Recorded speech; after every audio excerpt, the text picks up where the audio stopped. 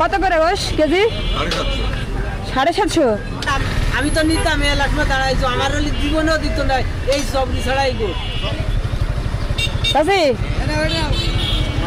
দাঁড়ান। আরে বাজার হালকার মতো রং এই শোনেন, কয় টাকা বেচেছেন ওটা?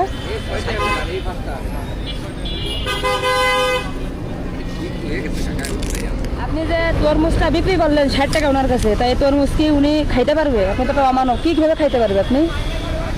দেখেন তো আপনি এই যে গরিব মানুষ ঠকাচ্ছেন।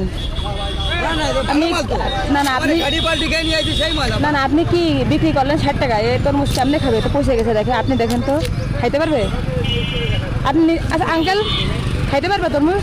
পয়সা গেছে না? আপনি নিজে বলেন পয়সা গেছে নাই? পচেছে? হ্যাঁ পচেছে। তাহলে আপনি 60 টাকা কেমনে বিক্রি করলেন? আপনি নিজে যখন বললেন। এদিকে আসেন, কি করেন আপনি? আমি 60 কথা বেশি না। তো বাড়ি কোথায়? বাড়ি ওই বিজিত নাই, আমার একটা ছেলে নেই, দুটো মেয়ে আছে আর কিছু নেই। ও তাই তরমুজ যে পরানে চাইছে, এটা তরমুজ। এরপরে তরমুজ পাকা হবে। এই বাড়ি নিতে কি করে খেতে নেই পয়সা তরমুজ? টাকা তো 60 টাকা লস হয়ে যেত। কি করবো, করার তো কিছু নেই না।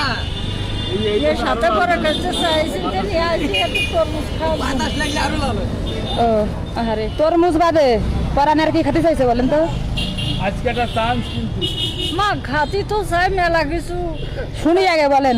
তো একটু জিলাপি খাতে চাই, আর কি? গোশ খাতে চাই, আর কি? কিনতে তো পারি না। বড় একটা দেখে আমাকে দেন, আমি আপনাকে বিশ্বাস করি না। ভালো আছে আঙ্কেল তরমুজ? দেখেন তো মনে হচ্ছে ভালো। হ্যাঁ এখন কি এসে বলো পাওয়া যাবে না। হ্যাঁ। কয় টাকা দিব আপনার তরমুজের দাম? খুব ভালো। কপালটা অনেক ভালো না? আপনি তো কপাল খারাপ করে দিচ্ছিলেন। না না ওটা পয়সা দেখাচ্ছে কি এই যেখানে ফাটা এখান থেকে হালকা একটু বাদ দিলে ওটা খাওয়া যাবে। ওনার কপাল ভালো, কিন্তু আপনি তো মনে করেন যে কপাল খারাপ করে দিচ্ছেন। ওই যে গরুর মাংসের দোকান দেখেছেন, ওই যে আপনি ওইখানে যান, তরমুজের জায়গা থাক। এই আমি টাকা দিয়ে যাচ্ছি, যাওয়ার সময় একবারে গোশ নিয়ে টাকা নিয়ে চলে এই তরমুজে চলে যাবেন। আরে এবার ঠকায়েন না মানুষকে, রোজার মাসে অভিশাপ লাগবে কিন্তু আল্লাহর, গজব পড়বে গায়ের উপর। গোশ কি এটুকুই আছে? এই কত করে গোশ কেজি? 750। 750 নেবো, কিন্তু চর্বি নেবো না কিন্তু। না এটুকু যদি না নিতে তাহলে আপনি দেবেন না গোশ কেন? যদি গরুর মাংস কত চর্বি দেবেন আমাকে, তাই বলেন। এই দেখো ক্যামেরা তোমার যে শোক করার রয়েছে। 1 কেজিতে এই সুদা এটুক দিওয়ানে। ঠিক আছে দেন। ক্যামেরার ভয় পেলে হবে, আল্লাহর ভয়তে পাতে হবে নাকি?